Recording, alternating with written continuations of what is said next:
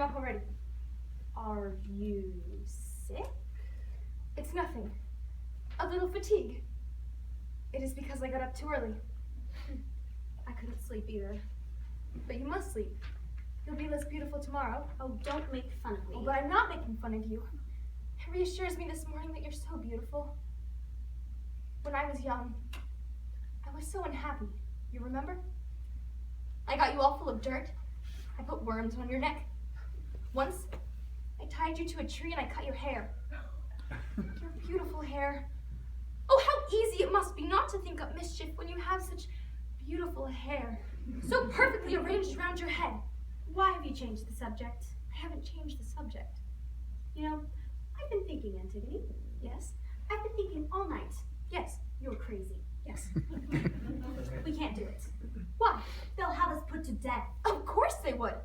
To each his own role. He must put us to death and we must bury our brother. It is the way the roles have been distributed. What can we do about it? I don't want to die. I too don't want to die. Listen, I was thinking all night. I'm the older one. I think more than you do. You always give yourself up to the first thought to cross your mind. So what if it's foolish? I'm more level-headed. I reflect. Well, there are times when one mustn't reflect too much. Yes, of course, Antigone. It's horrible. And I have pity for our brother. But I think I understand our uncle a little. I don't want to understand a little. He's the king. He must set the example. But I am not the king, and I don't have to set an example. The things that go on in that head of hers, little Antigone. She's such a dirty thing. Such a stubborn girl. Such a bad girl.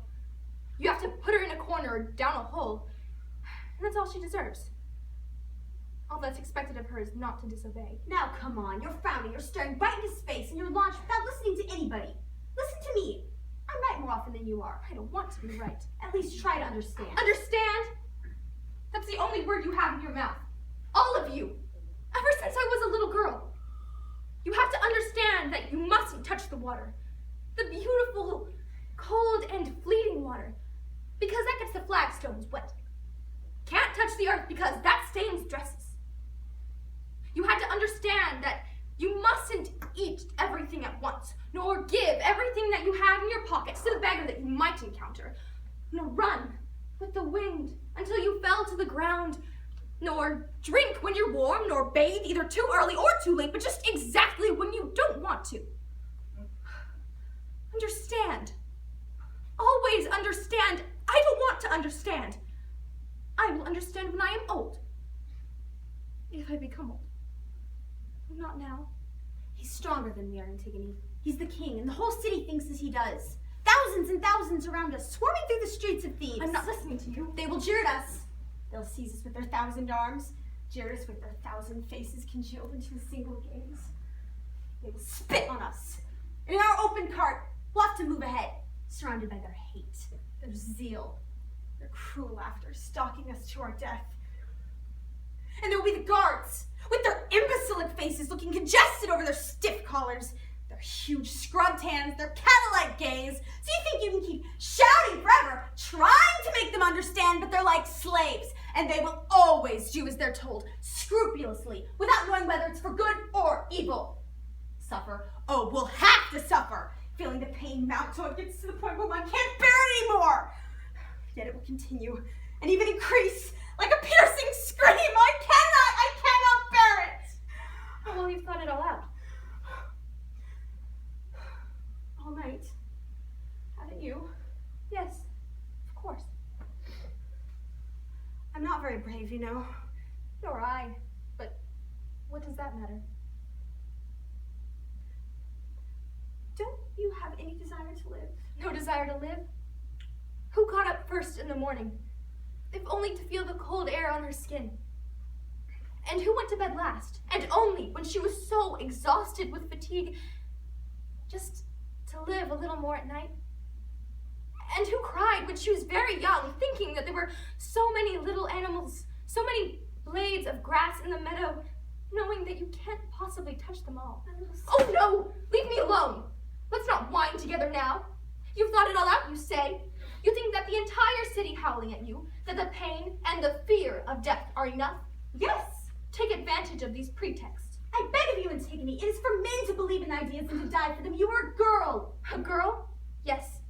Haven't I wept enough for being a girl? Your happiness is right there ahead of you. You've only to take it. You're young. You're engaged. You're beautiful. No, I am not beautiful. Well, not as beautiful as we are, but beautiful another way. You know perfectly well that it's you the little boys stare at as you go down the street. That it's you the little girls are unable to take their eyes off of, suddenly mute until you've passed the corner.